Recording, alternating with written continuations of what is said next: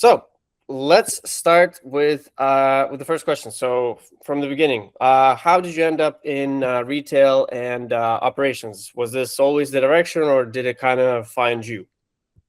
So it was not always a direction because when I was a student, that point in time retail was just evolving. So it was more of a journal trade. It was never a modern trade. And with the evolvement of modern trade, that's how the word retail came in the picture. So post my MBA, there was a lot of we were looking forward for a campus interviews, and retail was at pretty boom. So back in 2007.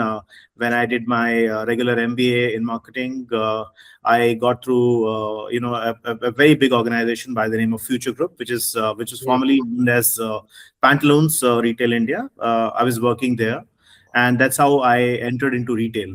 And after getting into retail, I understood that every business, every commodity today, so there is an online space and there is a brick and mortar space. So on a brick and mortar space, retail, as they say, it's about detail. So Mhm. looking at, so it was a good learning curve for me. It was a good learning curve for me where I could understand inventory management, I could understand procurement, I could understand the customer service, I could understand the sales management, I could understand how to typically look for a shop location which can drive footfall in the shop. So that is Nice. how I entered into the retail side of it. Perfect. Okay. Okay. That's great. That's awesome. So, was there like an early role that shaped how you think about operations today, like based on everything you mentioned? Yes, absolutely. So long back when I started my career, that point in time, the industry was pretty at a very nascent stage. So I Hmm. remember there was no auto replenishment which was happening. There was no auto indent which was happening. So everything was over the Excel sheet where Yeah. we used to look out the sellout data, and looking out the sellout data, what order to place to which vendor. So I learned these basic principles in the beginning, and it really helped me in flourishing my career. Till here. Right. That's perfect. Got it. Got it. That makes a lot of sense. So, based on my knowledge, right, you've operated across GCC and India with like 80 plus stores, hundreds of people. So, like Absolutely. serious revenue numbers, right? So, could you give me a sense of what that actually looks like day to day? Like, what does it mean to run operations at scale, like for you at least? Okay, so fundamentally, I believe that any business looks for a performance. There should be a performance, and if I typically talk about a retail, so it is a mix of it's there's an equation for a success in a retail, which is your people first. So in people first, you need to take care of many elements of people. Right. Then your obsession towards your customer centricity, and then it is about operational excellence, which delivers the superior performance. So it is a mix of three different combination. Now, in people first, how people should be treated. Not everybody will be, because it is not Deepak store, or it is not Stan's store. It is Walmart. Exactly. So the processes has to be duplicable. Now, one of the greatest thing about retail is also that it is, once you invent the wheel, you don't have to reinvent the wheel. You need to replicate your processes, your systems. So I fundamentally believe in this equation for success, which drives the superior performance, the business performance for any of the retail segment. Right. Okay, that's very well said. Actually, I completely agree with you on that.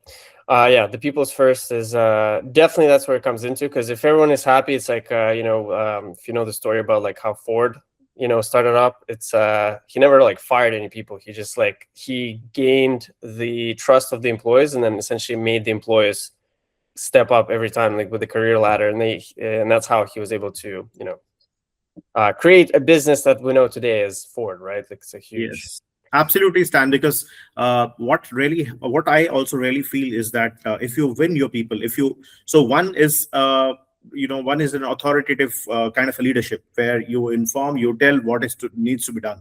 The other one is when you align your team, when you enroll your team. It is not only you which goes, but the entire team goes towards the same common vision.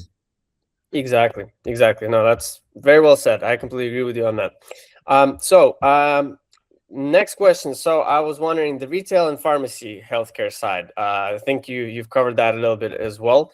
Because it's not just moving boxes. It's you're dealing with cold chain compliance, home delivery. Like, how does that complexity change how you think about supply chain and inventory? Because I think you had some experience in that industry as well, right? Absolutely. So in the GCC and in UAE, healthcare is very sensitive because it is highly regulated market, Yeah. and any non-compliance leads to, even it can lead to the suspension of licenses as well. Yeah, like closures. Yeah. Absolutely. Mhm. But having said that, the basics of the retail still remains the same around inventory Okay. management, around home delivery. A lot of things remains same. Now, you were talking about home delivery. So in a home Mm. delivery, it could be more of a process which could be a cold chain process because the most of the medicines are temperature controlled, and Mhm. see in a lot of countries, once you sell the medicine, you cannot take it back as well because the return of medicines are not allowed. So I'll give you a classic example about a retail pharmacy. One of the project which I led in Burjil was around a home delivery. Now, if you see out here in Dubai, convenience, everything you get about 10 to 15 minutes. Anything and everything that you ordered, you want to have, you can get in about 10 to 15 minutes of time. Yeah. So we had one of the major problem around prescription leakage because one of the Mm. fundamental problem in the hospital is that the patient is ready to wait for the doctor, but for getting the medicine, they really want it to be absolutely faster. Yeah.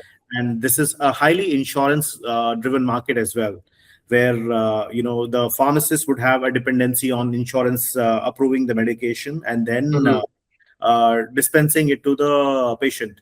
So when I joined Burjil, that point in time, I remember we had a big problem of about some 28% of prescription which were leaking, which was like a low hanging business fruit for us. It was Wow. our own prescription, and we were losing the business because there was a huge wait time in the pharmacy. There was a Mm. huge wait time in the pharmacy. So what Right. I came up with a concept along with my cross-functional team like procurement, finance, IT. I involved them. We looked at the prescription leakage data. We looked at what was the major concern behind leakage of the prescriptions, and then Mhm. we onboarded an on-demand technology, which we fix the processes right from the doctor. So the moment now Oh, today nice. you go to Burjil, the doctor himself will ask, "Do you want your medication to be home delivered, or do you want it to collect from the pharmacy?" Now, Mm. the moment, Stan, if you say that I want it to be home delivered, there's an auto trigger or an auto message which goes to you where you update your address, you write down your preferred time for delivery, and Mhm. then it goes to the pharmacy team where there's an invoicing happens, there's an insurance approval happens, and then we dispense the medicines. So Nice. a retail pharmacy setup also is largely like a retail, but yes, a little complexity because of Yeah. a tightening regulation which are here in the market. Right. That's very, very nice. That's really great that you implemented that solution. I'm assuming it was all custom developed. It's not like it wasn't like a ready solution that you like looked up for. Yeah, partially it was custom developed, which Okay. was more towards the SAP, where we had to design the Ah, workflow. And for the home delivery, the on-demand technology, we thought not to develop because there's a yeah. time. So we had one of the vendor, we evaluated a couple of vendors, and we looked at the best vendor for us, and then that's how we finalized. Got it. Okay, that's actually good to know as well. So basically like an extension from SAP for the initial part of it, but then integrated the delivery system through the third party vendor. That's pretty cool. That's nice. Absolutely. Okay, got it. Got it. That's really interesting actually. I didn't know that. I knew it was like really regulated in Dubai, but I didn't like in UAE. But I didn't know it was to that extent that you can't even like deliver it back, even though if it was like in the free in a cold storage kind of obviously like delivery truck or whatnot. That's cool. Mhm. I didn't know that. That's something new. All right. Something about earlier on your career, like were you ever closer to the floor? So before, obviously, all the big P&L, responsibility. Did you see how like the operations actually run? That you think a lot of seniors leaders maybe miss. If you had that experience, I'm not sure. Maybe you like right away went into the leadership kind of, you know. No, no, not really. So back in 2007 when I Uh, joined, that point in time, I remember that I slept also in some of the hypermarkets like we see Carrefour here, Lulu here. yeah, yeah. We had some a concept called as big days, where the 5 days mega sale used to happen. So the Mm, food were great. Now I remember that point in time when, especially during the big days. So if I talk about the things which I learned from my early bosses was more mhm. around the processes. The more around the better the processes are, the better the Right. outcome will be. Rather than focusing only on the outcome, if you focus on the Uh, process, it will be byproduct. So in retail, we really had checklists for almost everything. A cash mhm. checklist, a checklist for store opening, a checklist for grooming, a checklist for inventory management. So Nice. once we started implementing those checklists, we could also see that there were a lot of things which were. So, for example, in case of shrinkage, it went down. Uh, Hmm. in terms of inventory management, we had better inventory management. In terms of cash shortages at times, because the digital payment was not there back then. It was Yes, more of a exactly. cash payment. Yeah, So when we followed those checklists, we realized that they really has a power. So that is where, if you, I started with something called as retail is all about detail. So the moment we yeah. started getting into the details, we started, getting our answers. I see. Okay, that's really good actually. That's so that's the biggest thing that you kind of learn and you would pass on to other leaders, to other managers who are trying to essentially increase the productivity, get everything set up properly, basically make the operations more sufficient. You would say the biggest thing is just focus on one operation at a time, but perfecting one operation is essentially that's how you do it step by step from what I'm. Absolutely. As they say, devil is in the details. So Yes. the moment you get into details of any of the retail, you would get your answers and you would correct your processes. Yeah, that's the thing because I think most of the time I see like basically I worked at warehouses. I was a picker before. I've worked at in Canada like Giant Tiger, like Target, those kind of warehouses, and on the retail floor as well, like Sport Check. And the biggest thing I've noticed is that on the management side, obviously you have like a warehouse manager, someone who you directly correspond to, but I've never seen somebody who is more of like a higher up on the supply chain to actually even once go to the store, see how it is, go to the actual warehouse, see how everything is operating. They just kind of go by the numbers, and that's it. So that's interesting that you mentioned that. I, Um, I completely understand that, because um, sitting in the fancy offices doesn't give result. Once you exactly. go once you go in the floor, and you really get the pulse of what your customer is looking for, what your people are looking for. Going back Exactly. to the equation which I was talking about, people Mhm. first, customer obsession, and operational excellence will definitely deliver performance. Exactly. That's very well said. Very nicely. Very nicely said.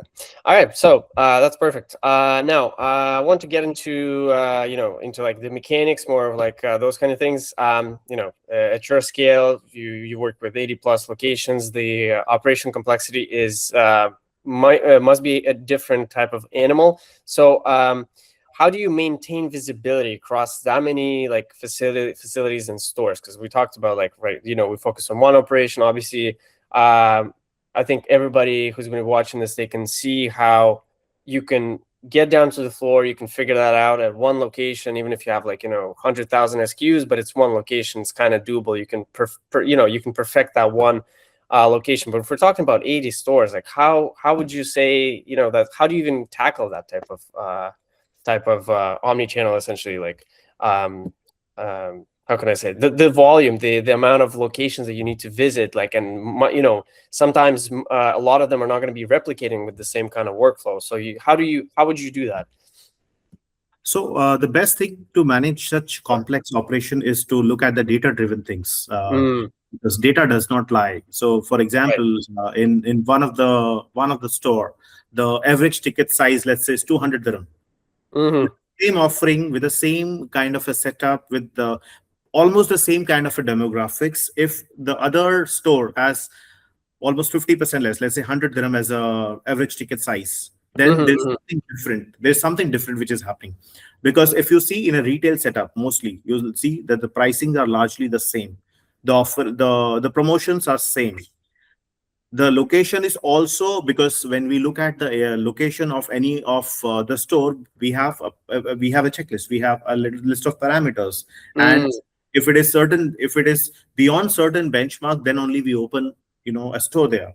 So I see. we look at a data driven we take a data driven strategies in even in order to enhance the performance, Okay. because the data would not lie.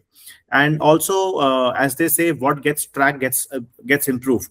So tracking also becomes a very very important. So if I talk Mm. about, initially in my career, I learned that the first thing that we do in the morning is to look at the numbers. uh, Yes, exactly. Now, typically here, I mean only the business numbers, but Right. a lot of numbers, including employee churn, including shrinkage, including aging of the inventory. Mm-hmm. So we use data to kind of look at these complexity around the stores, and that is how we will be able. I mean, we are able to duplicate and further even expand. Mm-hmm. I see. I see. That's actually a very, very good approach to do it. Just going by the data, but at the same time visiting the location. Essentially, just like we talked about in the previous part of our discussion. Understood. Okay. So now, if we're looking about operations, what would I'm just going to ask you a couple questions, just basically going like receiving and replenishment, stock availability. Like, I'll just sum them all into one because I think it'll make it easier for you to answer that as well. How could you walk me through, whatever company that you want to kind of tackle at this point? The receiving and replenishment, the stock availability, like counting and accuracy, and then all of those operations. So essentially, from the moment that the product, is entering the facility, and then to the moment that it gets to the client, what are the biggest things that you specifically noticed that maybe kind of trigger to you like a red flag that, okay, this has to be done a little bit differently, and you've seen the most time is being wasted here, but it's kind of like there's not much anybody can do about it. All right, great. It's a very good question, Stan, and Mm. I think retail boils down to that availability part a Yeah. lot. Oh, uh, okay. Having the right product at the right place is something very very meaningful. And when Mm. you any of the new store, you kind of, you don't know exactly what will Yeah. sell, what will not sell. Right. So so in, let's say, let me talk about, let's say we launch a new store. Now in that, we will look at the demographics of a similar store, of in some other area, and we will try and replicate those stores. Now, one thing is called as the in stock, one will be the width and the other one will be the depth. So we will try to have lesser number of SKUs, Mm. a higher Mm. number of width, just to kind of understand, because the first 2 3 months of time, we also understand that what moves here, what could be a proper classification of the stocks. So we categorize into different category like A, B, C basis, Right. volume and value. So depending upon the first 3 months, we understand that what moves here better, what doesn't move. Now, one of the exercise that I regularly do is fortnightly looking at the inventory days in each of the pharmacy, Mm. looking at the aging of the inventory. Now, if there is an aging inventory in X store, however, it might not be aging in the Y store. I What see. we will try to do, we will try to pull back from X store and we will send it to Y store. Now, for Okay. example, if both of there's an aging in even X has a aging and Y also has an aging. Now, in that case, we will try to see if we can return it back to the distributor or to the principal, or we can probably take their support and do a liquidation, kind of maybe a flash Yeah. sale, maybe a more deeper discount, right? Makes And sense. Yeah. we try and liquidate. But yes, as you touched on the right point, that yes, inventory becomes a very very critical element, because if I, as a consumer, it is not only about the revenue, but if Yeah. I let me talk about pharmacy. Now if I go as a patient to a pharmacy, now I have 8 medicines which are in my Yeah. prescription. Unfortunately, two are not available. I Yes. First of all, I may not come back there ever again. Secondly, I lose out even the entire prescription as well. So Right. having the right inventory is absolutely important in order to strive at any of the retail environment. I see. Yeah, that's very on point. I like that. Okay. Cool. So let's go a little bit deeper, specifically into the operations in operations part of the thing. So I guess I'll call it into the stuff that's harder to fix. You know, the friction that you've maybe accepted or that keeps showing up no matter what you do. So it kind of derives from the previous question. So what's something you've seen consistently across operations? So GCC, India, different companies that everyone knows is a big problem, but nobody actually solves it. So like a pattern in the industry that you've noticed specifically. So the same, yes, it is linked to the last question around the Yes, dead stock. very closely. Yes. Very close. Yeah. Around the dead stock. So That it's also around the debt stock. Okay. yes. Understood. Then you don't need to expand on it too much. Yeah. I was just wondering if there's like something maybe across the different industry, but it seems to me that you've the biggest pain that you've seen in that industry is the dead stock. The dead stock, it becomes the dead stock, and at times it becomes even an expired stock. I would not name Yeah. the companies, but even here in GCC, there are a lot of companies where they have their own private labels, they have their own in-house brands, but there had been a good amount of probably those stocks has been of no use. They had to write off Mm. those stocks because Oh it got yeah. expired. So That's right unfortunate. inventory management is absolutely very, very important. I see. I see. So Yeah. I this completely agree being with you. this being the biggest hurdle, apart from this, there are a lot of other issues, which could be related to conflict, which could be related to people performance, which Mm-hmm. could be related to selecting a wrong location. But yes, at the crux of it, the inventory is the most important. The availability of the product is the most important element in retail operations. I see. Okay, that's perfect. Yeah, so I'll accept that as the answer right there. Kind of covers a lot actually. It's really good answer. So now in regards to the people side of operations, then since we already covered the stock, completely understand it. So you've managed like 400 plus people, and in your experience, where do operations break down? Like how much of it is in the systems that maybe people are using, or is it maybe in just the people themselves, the type of employees and their culture, or anything like that? Hopefully, you get my point. Yes, yes, absolutely. Okay. So in terms of people, if the people are not enrolled or people are not aligned with because it is not only a physical alignment of infrastructure, that is the Yeah. most simplest thing. Alignment of mental alignment along with other team members or other colleagues is something extremely important. Now, Mm-hmm. this usually happens, and this is a very common problem, and it will always be there. Aligning everybody and anybody is absolutely, a little difficult task. However, we can we can minimize the number of disconnected people in the system as well Yeah. by probably offering the right amount of training. Because I have seen even in the past that there are a lot of companies that they will hire people, but on day one they will expect them to start performing without Yeah. having an orientation.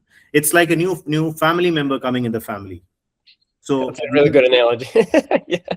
we need to orient them about the company, about the culture, about the products and Okay. services, even if they have an experience, because they are the ones who are there at the front end. They are the real brand ambassadors of the organization, of any of the Right. retail setup, right? So I feel that when you align people and when you reward them right in terms of performance, in terms of coaching, it could Mm-hmm. be there could be people, people break down when you really care about them, when you really ask them about themselves. People break down even because at the back they might have some issues, concerns related to their family. It could, Oh and yeah. that may be impacting their performance. I have seen in the past that there had been situation where people had they had huge issues in the family, and their Mhm. performance were impacted. But when you do Of course. when you speak to them, they understand that you are speaking out of the care, and that is where Yeah. you see that their performance absolutely becomes very, very impactful. Right. Because you kind of deeply understand their problem and you're supporting them. It's as simple as that. Yeah. Absolutely, it's like the same thing. They are new member in the family.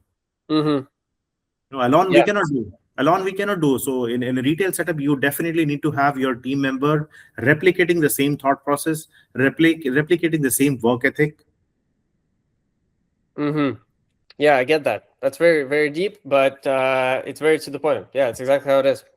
I completely agree with you. Okay, so that actually answers my question really well.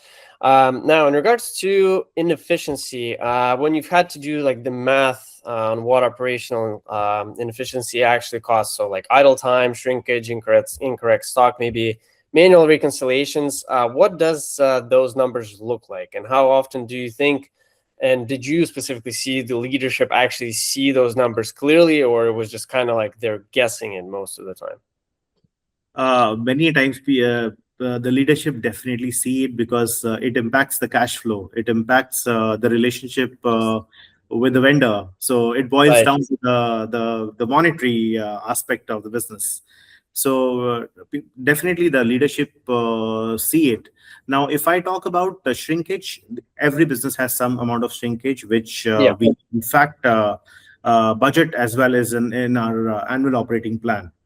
But Mm-hmm. the whole idea is to kind of track it every month or at least a quarter in order Yeah. to see that as per the budget and where we are. So it boils down to the tracking, right from Mm, uh, inventory management to the dead stock days to the shrinkage to even an employee cost or a marketing cost. So we right. roughly take about maybe in a retail setup, it could differ from organization to organization, but let's say roughly about 8 to 11% is the people cost of the total turnover. So Oh, looking at if your turnover, if your people cost goes to about 14% yeah. in the first quarter, it definitely your revenue should also be on the same lines. Otherwise, it Absolutely. definitely impacts the overall performance and the bit of the company. Right. That's really to the point. Yeah, I actually like that. That's a really good numbers actually as well. So there's a lot that they're seeing right off the bat, but at the same time, it's hard to narrow down. But those are some specific percentages. That's really cool. Yeah, so Okay.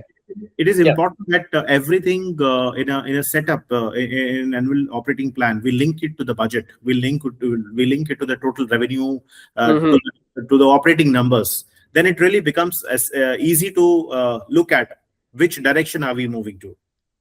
Right, right. Okay, I see. No, that's really good. So now let's go into, because yeah, I remember you said that you also have to go, so I want you to have some time before your next meeting as well. So let's just move a little bit forward. I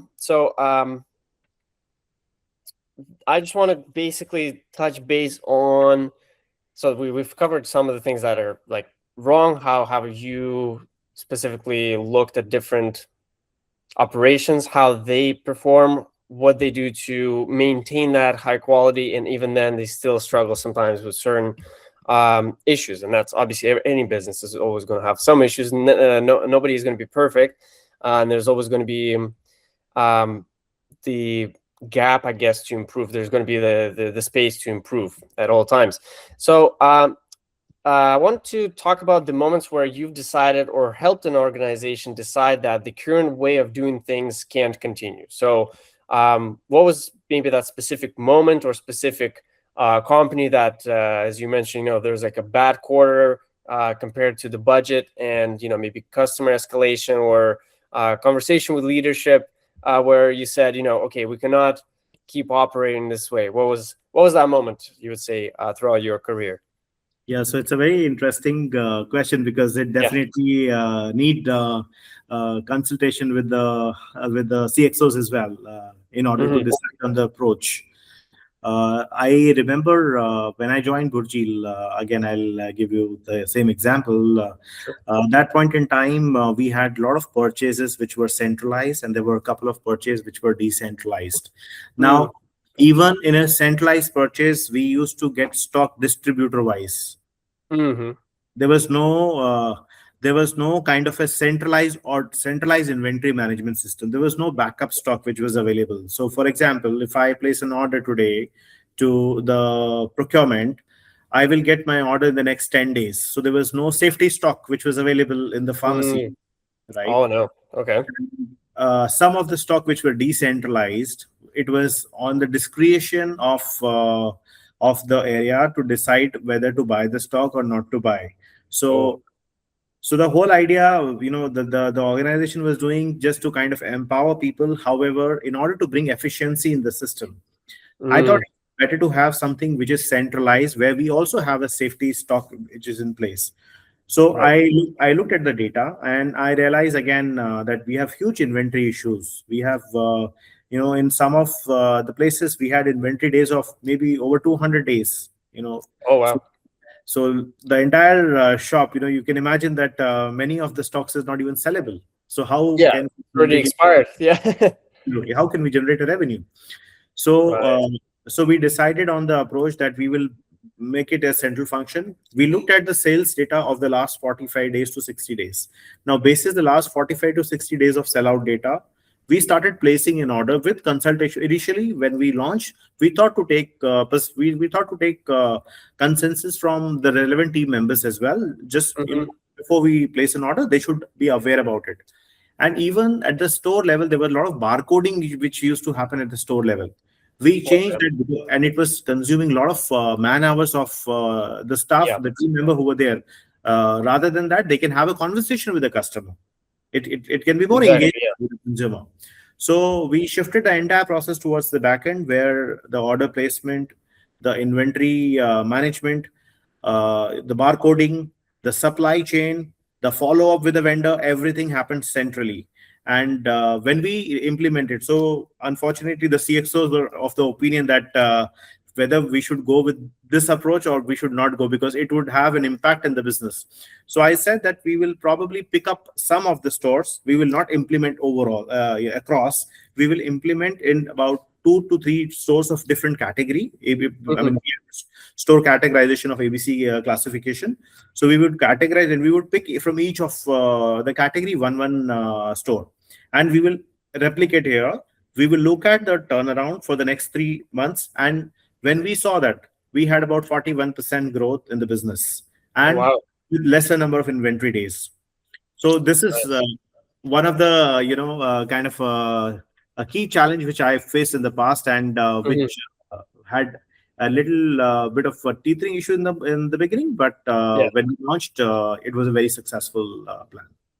That's awesome. That's really good. That's a really interesting story, and I'm glad that you were able to convince the leadership. With obviously, I'm assuming you seem to be like that number guy. So you've brought in the data, and they actually looked at it and they understood that they need to fix something. That's really good because based on my experience, a lot of times, as you're saying, the money flow is there, and when when an operation is like enterprise level, they're getting a lot of money.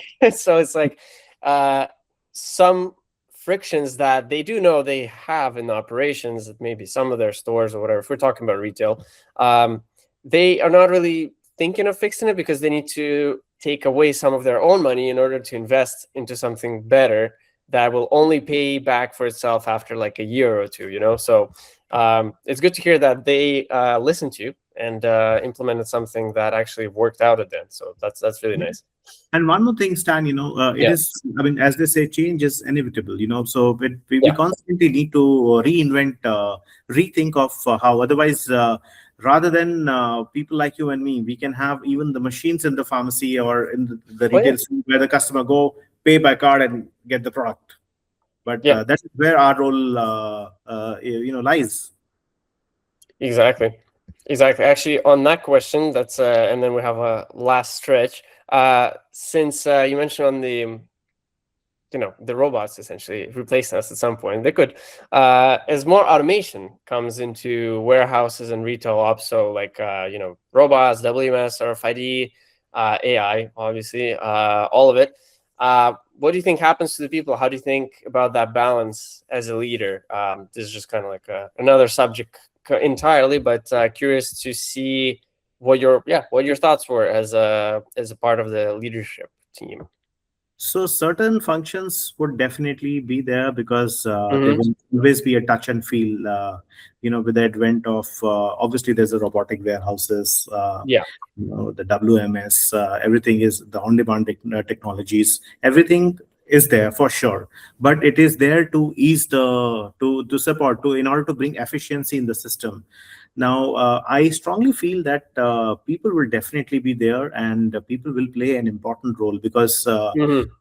these cannot give you an experience which, if they interact with the right team member, if they speak to the right team member, the technology cannot give that kind of impression. And specifically, if I talk about pharmacy, it Right. requires a good amount of consultative selling. It does not require only a mere, that you buy something, X Yeah. brand, and you end up buying.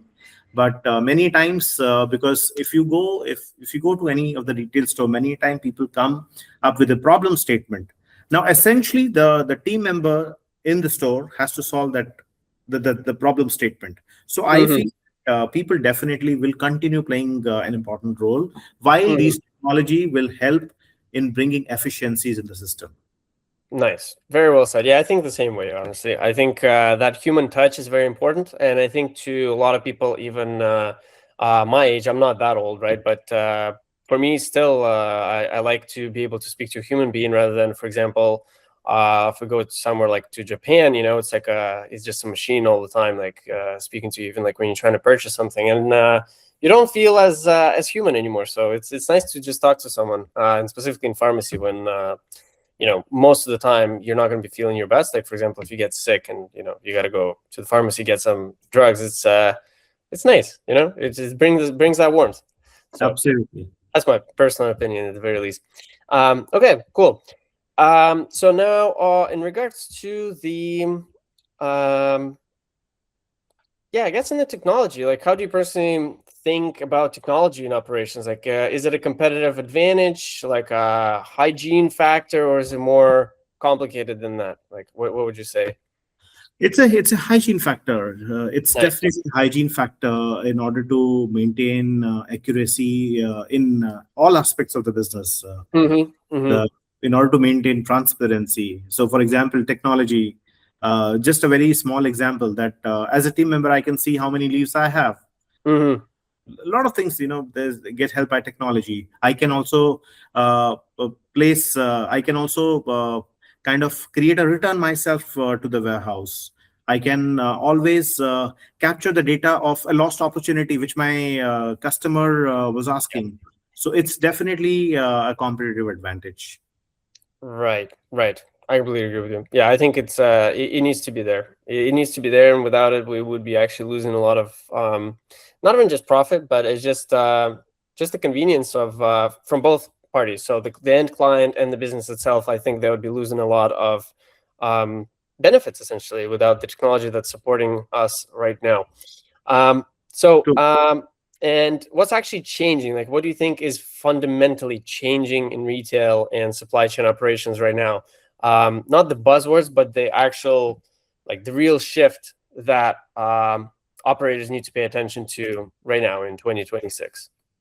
So, omni-channel is extremely important in any of the retail setup now. Mm-hmm.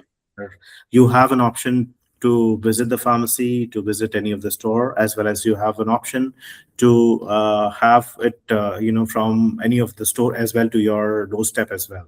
So, I think Mm-hmm. omni-channel is something very important. Now, this will definitely, obviously, increases your channel, your depth, your reach to the potential customers. Apart Mm-hmm. from that, I feel that if I typically talk about UAE market, it's a very price competitive market, Yep. though it is masked with the luxury. Uh, Yes. However, if you see that it's a highly price competitive market. Now, in order to be price competitive, so your offering should also be on the same lines. Now, the offering could be maybe by creating if not a direct discount, it could be maybe creating a combo. It could be creating something like a gift with purchase, Right. where the perceived value, when I buy or when you buy, the value that we should get out after spending X amount of money Mm-hmm. should be better. Nice. That's very to the point. I completely agree with you. I think there's a lot of things that we can purchase nowadays that cost a lot because of the hype or whatever, and then it doesn't actually bring so much value. Like back in days, like I like German old cars, for example. You buy that car, like I have a 40-year-old car that still runs perfectly, so it's like the value that you buy, like for the amount of money that you buy, the value, it seems to be in a lot of things is not quite there. So I completely agree with you on that. Okay, that's perfect. I really like that one. What else did I want to ask? And we're pretty much on the last couple of questions here. So, what would be your advice to someone still on spreadsheets? So, if a peer of yours, like let's say, let me give you like a visual example. If a peer of yours or a colleague is running a solid and fast growing operation, but is still managing inventory on like Excel sheets or paper, but it's working out for them, and they're making money, they're fine with it, everything is works. But what would you say to them? I think it is a high time to switch to the right technology, Right away. right away, because whilst there are a lot of works, spreadsheet will always be just like brick and mortar. Will always be there, Yeah. but I think it can ease a lot of work for them with a lot of other permutation combination. Plus, Mm-hmm. we have shared drive and everything is there. But I think if it is technological, then you can probably see the entire customer journey as well. Right. Yeah, I completely agree with you. Yeah. Based on my personal experience, I'll just add here. I completely agree with everything that you just said. It's just the money that's being lost, and just like you mentioned, in the inventory that's being in a dead stock, or shrinkage, or any of those things. I feel, based on my experience with proper, like if we're talking inventory, obviously with WMS systems, even with ERP systems, with accounting system, I'm just going to summarize it all in like all the technology that is available out there, that you actually gain more profits after implementing these solutions, and a quite short period of time after you've invested into those implementations, obviously, all that good stuff. So that's the only thing that I would add to that as well. So one of the classic example in one of the POS system is when a customer or a consumer buys something, there are always a product adjacencies which a system Mhm. adjusts. So even if you have a team, let's say you went to any of the supermarket, you bought a maybe a body wash, Yeah, and the team member. So I'm new in the store. So the system itself will ask you a question. That do you need do you need a loofah as well? So yes, it's a exactly. common, so there could be a lot of product related things which can also be kind of the system can auto suggest, and then the team member only has to ask. Exactly. That's a good addition to that as well. The algorithms. Mm. The algorithms. Yeah, they're working. If it's set up properly, specifically in your business, and you know your business very well, you have good data capture and accurate data that you can parse through those AIs and everything that's available right now. The algorithms, yeah, they do their job. Like even for myself, like when I buy something from marketplace, and just like you mentioned, like that, like the loofah suggestion, why not? Yeah, it's like it's something that just I didn't think of, and then now it's like, oh yeah, I actually don't have it, so I'm gonna add that to the cart as well. So yeah, completely agree with you. True, true. Completely agree with you on that.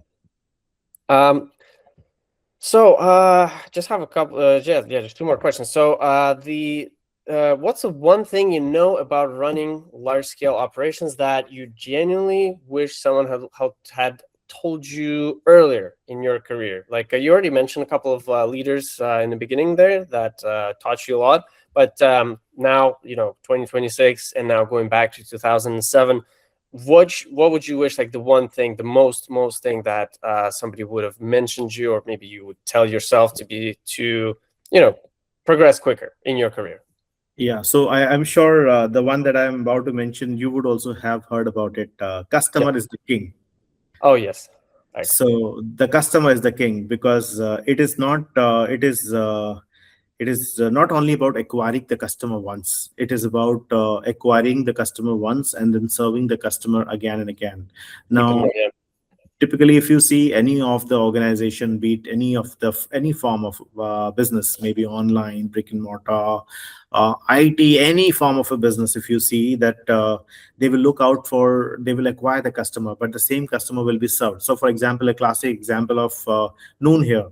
I use Noon Yes. Coding platform, I use Noon Supermall, I use Noon Minutes as well, I use Now as well, I use Noon Food as well. It Nice. is the same customer, but when they treat us well. Now, Amazon is also a very classic example. If you are an Amazon Yes. developer, you see the kind of service that they give you. Absolutely. Yeah, you have as soon as you get the Prime, you get the Prime delivery, you get the Prime, for Amazon Prime, like the one to watch TV series on or whatever. Yeah, I completely agree with you. I feel that in all the countries that I've been in, when there's a enterprise service provider that can, yeah, just treat me well as a customer, and I'm not feeling ever like I'm being, how can I say it? Not really lied to, but when I can go to another marketplace and I see, for example, something is just like $10 cheaper, where it's like here, they're just boosting the price just to kind of slide Sure. that in there. That's where I'm just kind of like, no, no, no, I don't like when they're doing that. But when it's consistent, the client service is good, the deliveries are always good. If something happens, that's another huge thing I would actually mention on that too, is when things are going good. Usually most of the big businesses, they're pretty well, like, I mean, they're all in the same kind of level. But when something goes bad, and how does the customer service, how does the business treat you as a client who's been with that business for many years? I think that's usually for me the biggest highlight as to how I can actually see, okay, like, how do they treat me in a situation where I'm actually asking them, okay, like, guys, I need a refund here, this is clearly like your fault. And I've seen businesses who are just kind of go out of their way to dodge that in all the different directions, to not give even that little money back after I've spent thousands of dollars on that specific marketplace, for example. So True. yeah, yeah. Customer obsession is very, very important. Very important. So yeah, I completely agree with you. You got to keep the customer. You got to keep the customer, not just sell them once and then kind of look for new leads. Depending, it doesn't matter what kind of business it is. Mhm. You got to keep the client. I completely agree with you. All right. So last question. So I think this is a good one to end on, actually, as well. If you were to bring yourself back in time, and it's not really the same one as the last time, it's a little bit different. Earlier in your career, before all the digital transformation. So here we're talking about just not advice to yourself, but the actual digital world that we have now. So before all of that, before the systems you've worked with, what did you think about automation then, and how does that compare to how you think about it now? Could you please repeat the question again, Stan? Yes, no worries. So early in your career, so before all the automations, before all the digital transformation, when everything that was happening in the operations was basically Excel, and there's nothing else going on. I mean, there was always all those systems, but way back in the day, before all the automations, so the WMS, the AI, and all that stuff. What did you think about automation then? So digitalization and all of that in the operations, and how does that compare to how you think about it now? Hopefully that made it more clear. Yes, absolutely. Okay. So back then, obviously, there was not much of a understanding around how things can change. So, for Right. example, today, I'm sure everybody uses ChatGPT. Everybody uses a lot of AI engines, but these are not Google, right? These are not Google, right? Yeah. So back then, I remember. So there were a lot of new tools which were coming, because earlier even the invoices used to happen manually, where if you are coming to, I will create an invoice, there's a carbon copy, I will put I will write SKU and I will give it to you. Mm-hmm. But I definitely had no idea how. Now today it has been much more ease around managing operations, when I compare with though back old golden days. Yeah.